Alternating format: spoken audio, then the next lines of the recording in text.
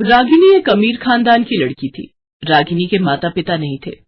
वो अपने भैया भाभी के साथ रहती थी।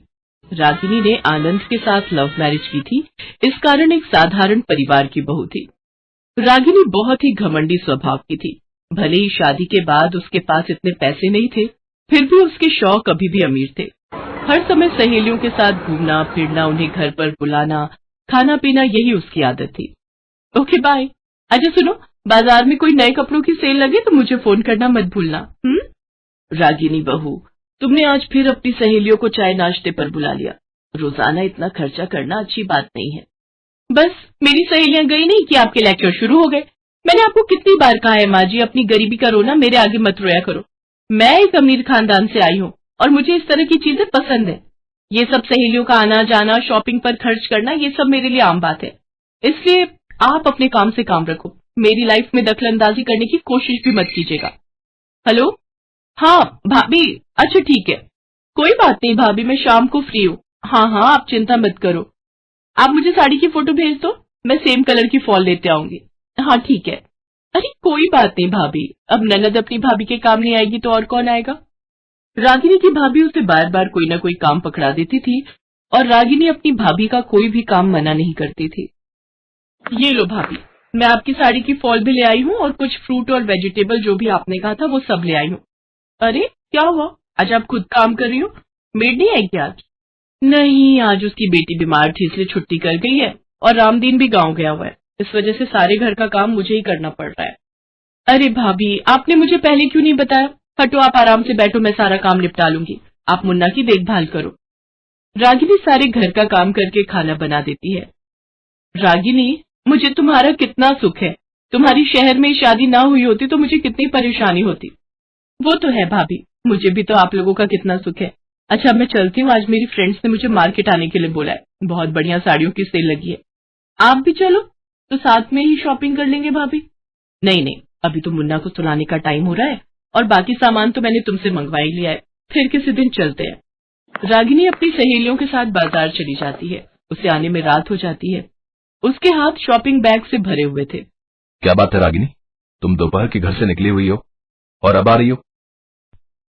अच्छा, मैंने तुम्हारे बैंक के अकाउंट में एक नंबर से 5,000 रुपए ट्रांसफर करवाए थे, वो मुझे भेज दो, मैं ऑनलाइन बिजली का बिल भर देता हूँ। कल आखिरी डेट है बिजली के बिल की।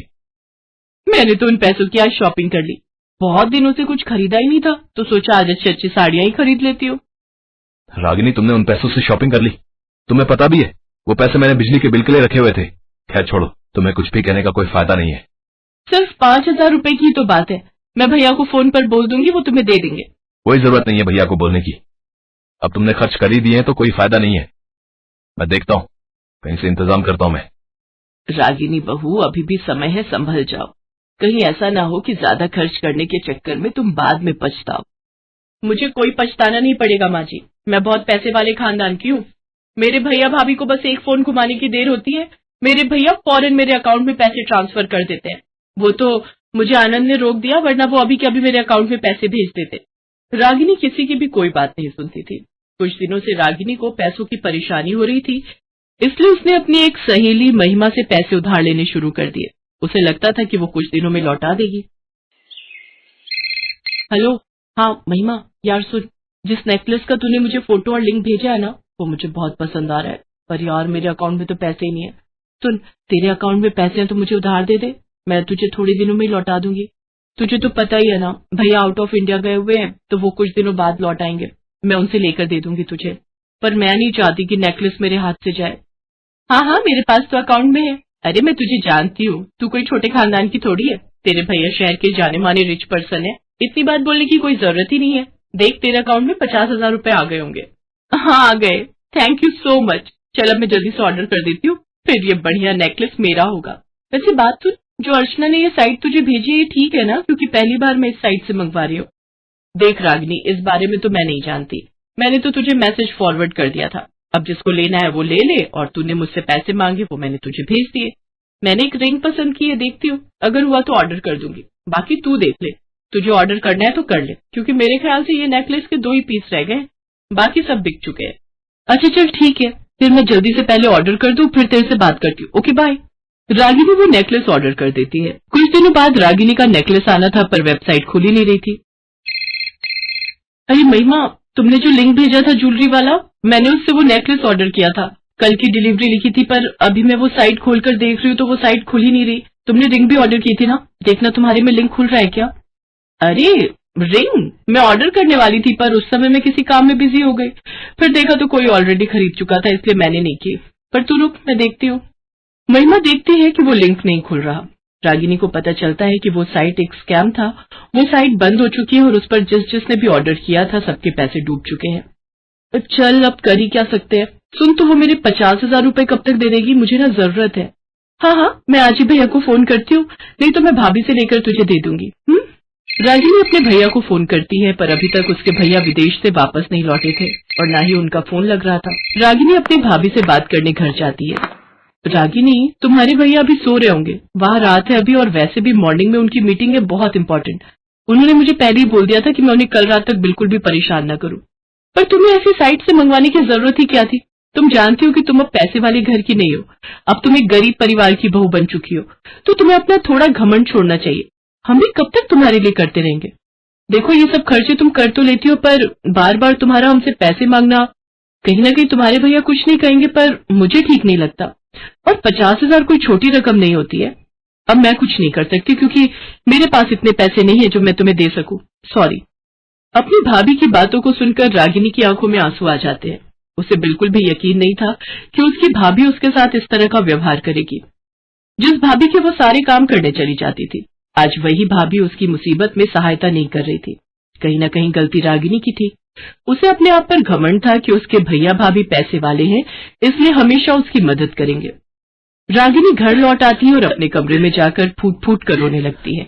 रागिनी मन ही मन खुद से बातें कर रही थी। उसकी सारी बातें उसकी सास सुन लेती है। अगर मैंने अपनी ये सोने की चेन बेच दी तो आनंद मुझसे बहुत सवाल करेंगे। मैं क्या करूं, मुझे कुछ समझ में नहीं आ रहा। रागिनी बहू, तुम्हें अपने जेवर बेचने की कोई जरूरत नहीं, किसी को कुछ पता नहीं चलेगा। माँ जी आप? हाँ बहू, मैंने सब सुन लिया है, तुम्हें परेशान होने की कोई जरूरत नहीं है। ये लो मेरी सोने की चूड़ियां, आराम से 50,000 की तो बिकी जाएंगी। तुम इन्हें बेचकर चुपचाप अपनी फ्रेंड के पैसे लौटा दो। इस बारे में आनंद को कुछ पता नहीं चलेगा। सॉरी माँ जी, मुझे माफ कर दीजिए, मुझसे बहुत बड़ी भूल हो गई। मैं घमंड में आकर उधार तक मांगने लगी। मुझे लगता था मैं एक अमीर खानदान की लड़की हूँ, इसलिए जब चाहे मैं अपने भैया भाभी से पैसे मांग सकती हूँ, पर नहीं, मैं गलत थी। मुझे आपके और आनंद की बातों को मानना चाहिए था, समझना चाहिए था। आई एम सॉरी माँ जी, आप बहुत अच्छे हो, थैंक यू सो मच। मेरे पास इतनी अच्छी माँ थी और मैं अपनी सास को माँ कभी समझ ही नहीं पाई। मैं प्रॉमिस करती हूँ माँ जी, मैं अब कभी भी अपने ऊपर घमंड नहीं करूंगी और ना ही ऐसी गलती। रागिनी अपनी सास से माफी मांगकर चूड़ियों के पैसों से महिमा का उधार लौटा देती है। रागिनी अब कभी भी अपने भैया भाभी से पैसे नहीं मांगती थी। साथ ही अब वो अपने मायके भी बहुत कम जाती थी ताकि मायके में उसके ससुराल की इज्जत बनी रहे। उस दिन से रागिनी ने घमंड करना छोड़ दिया। अब उसने अपनी सहेलियों के साथ फालतू घूमना फिरना भी छोड़ दिया था। वो अब अपनी सास और अपने पति के साथ बहुत प्यार से रहने लगी। वर्षा बहू नजर नहीं आ रही, सुबह से गायब है। तुम्हें पता तो है माँ, वर्षा सुबह बाजार के लिए निकल जाए तो शाम से पहले लौटती नहीं है। आ तो गई हूँ, वो मेरी सहेली ने बताया था सस्ती साड़ियों की सेल लगी हुई है। वो 2 साड़ी फालतू खरीद लाई तो मुझे बोली कि तू रख ले। मैं उसी के घर चली गई थी। इतनी साड़ियां पहले रखी हुई हैं, वो कहाँ संभालोगी बहू? माँ जी, मुफ्त में कोई चीज मिले तो लेने में हर्ज ही क्या है? बहन जी, कपड़े धोने का सर्फ लोगी? अगर 5 पैकेट लोगी तो ये बाल्टी मुफ्त में मिलेगी। 5 पैकेट के साथ 1 बाल्टी मुफ्त? माँ जी खरीद लेते हैं, मेरे बाथरूम की बाल्टी टूट गई है, ये मुफ्त में मिल जाएगी, वो भी 200 रुपए के 5 सर्फ के पैकेट। वर्षा पहले सर्फ देख तो ले इस्तेमाल में कैसा है, पता चले बेकार हो। माता जी सुबह से बहुत पैकेट बेच चुके हैं, लेना है तो लो, नहीं तो हमें और भी जगह बेचने जाना है। माँ जी मुझे बाल्टी की जरूरत है, ये लो 200 रुपए, लाओ सर्फ इधर दो, कपड़े तो धोने ही है, अभी इस नई बाल्टी में ही डुबो देती हूँ। अरे ये सर्फ में झाग क्यों नहीं बन रहा? ये क्या? ये तो मामूली पाउडर है और ये बाल्टी मानो अभी चटक जाएगी। और करो लालच। ये कहानी है वर्षा की, जो अपने पति विनोद और सास ससुर के साथ जबलपुर में रहती थी। वर्षा का 3 साल का एक बेटा भी था जिसका नाम वंश था। वर्षा स्वभाव से बहुत लालची थी। मुफ्त में कुछ भी मिल जाए बस, उसकी इस आदत से घर के सभी लोग परेशान थे। एक दिन, विनोद, ये देखना, मेरी सहेली ने मुझे मोतियों की ये माला दी है, कैसी लग रही है? वो पहनती नहीं थी, मैंने कहा मुझे दे दे। अच्छी है, पर ऐसे हर बार तुम किसी न किसी सहेली के घर जाती हो और कोई ना कोई चीज लेकर आती हो, अच्छा नहीं लगता। विनोद, तुम खुद तो कभी कुछ लाकर देते नहीं हो और मेरी सहेलियां दें तो तुम्हें बुरा लगता है। विनोद, इसे कुछ भी कहना बेकार है। माँ जी, एक तो वैसे ही शादी के बाद इस घर में मुझे कोई सुख नहीं मिला, ऊपर से आप मुझे ही सुना रहे हो। अरे अब बस भी करो, तुम लोगों की सारा दिन चिक चिक सुनकर मोहल्ले वाले भी कहते हैं कोई भिंडी बाजार है हमारा घर। वंश, आओ, तुम्हें तैयार कर दूं, बर्थडे में जाने का समय हो रहा है। अब आज किसका जन्मदिन है जो दोनों माँ बेटे तैयार होकर जा रहे हो? दादी, मेरे दोस्त दीपक का बर्थडे है। वो बहुत बड़े फार्म हाउस में पार्टी दे रहा है, इसलिए मम्मी पापा दोनों को ले जा रहा हूँ। ये सफेद कमीज और कोट पहन लेना जी, तुम्हारे लिए कल स्पेशल खरीद कर लाई थी। इतने पैसे वाले लोगों के बीच कुछ तो ढंग के दिखो। वर्षा विनोद और वंश के साथ बर्थडे पार्टी में पहुंचती है। वहां पर उसे उसकी सहेली मीनल मिल जाती है। अरे वर्षा, और बता कैसी है? कोई बड़े दिनों बाद मिलना हुआ।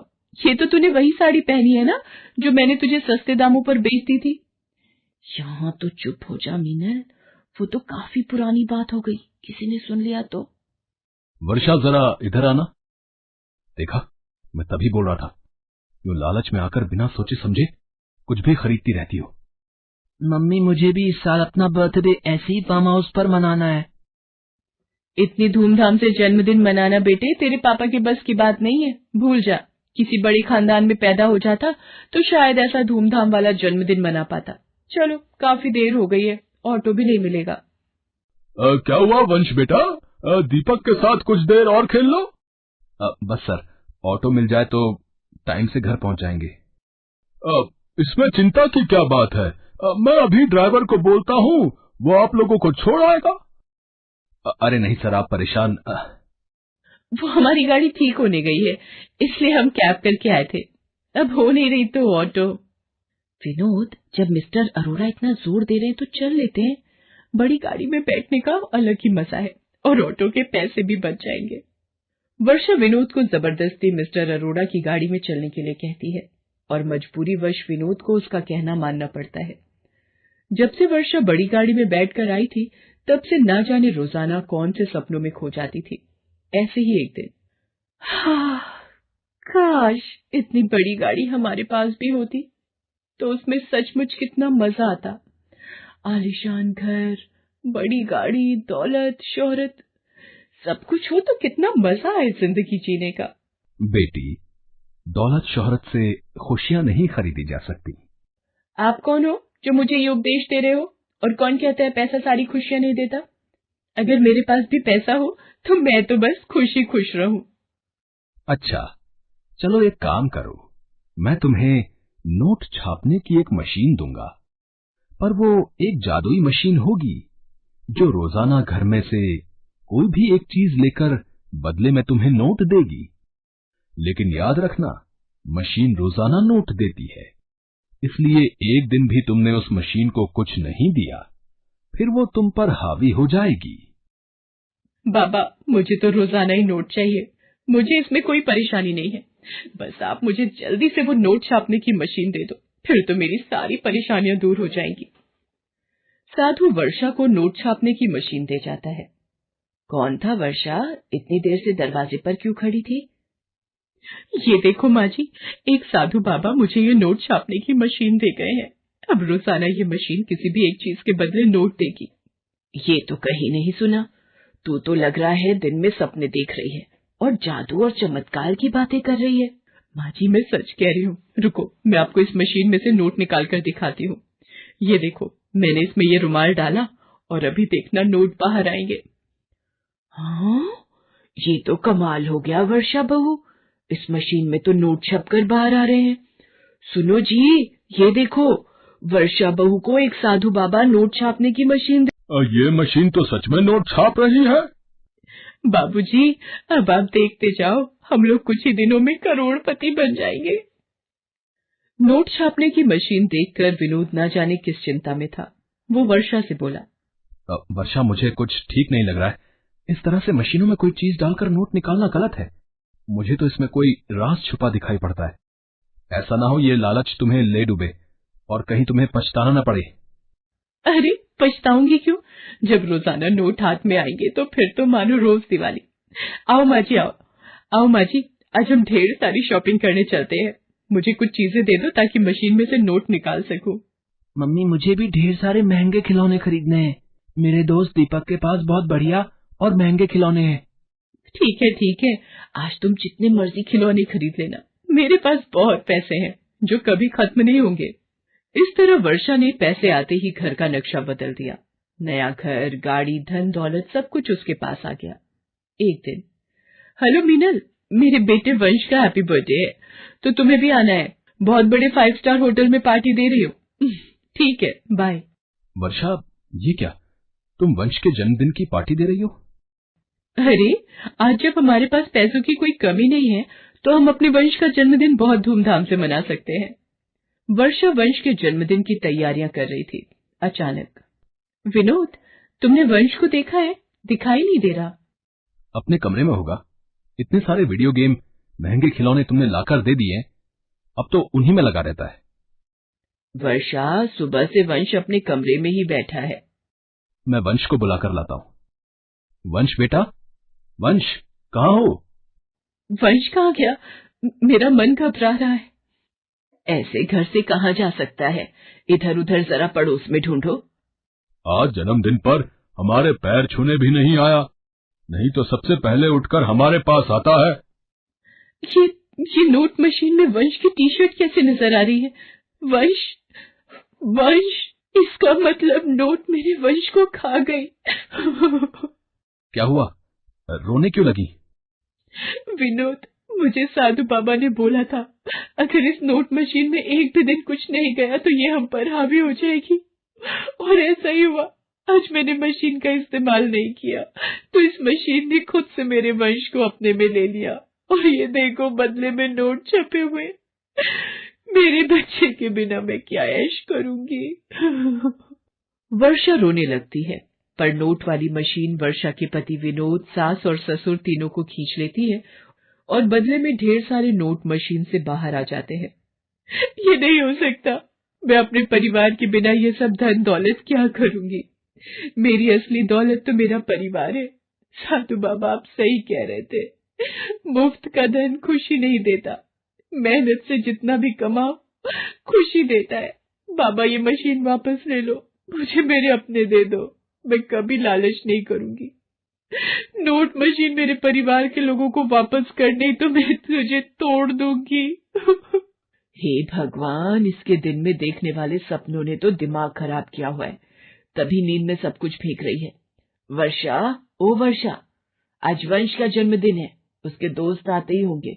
भटूरे का आटा तैयार कर दिया है, जाकर छोले बना ले।